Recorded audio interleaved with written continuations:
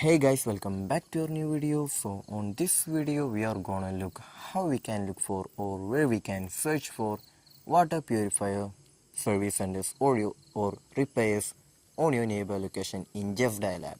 So for that, just open the Justdial app. So before searching for the repairs, make sure you have enabled your location. Then only we can just look for our nearby service centers or repairs.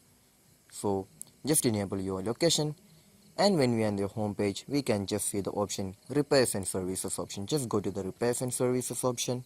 In here we can just see the water purifier option. Just go to the water purifier option.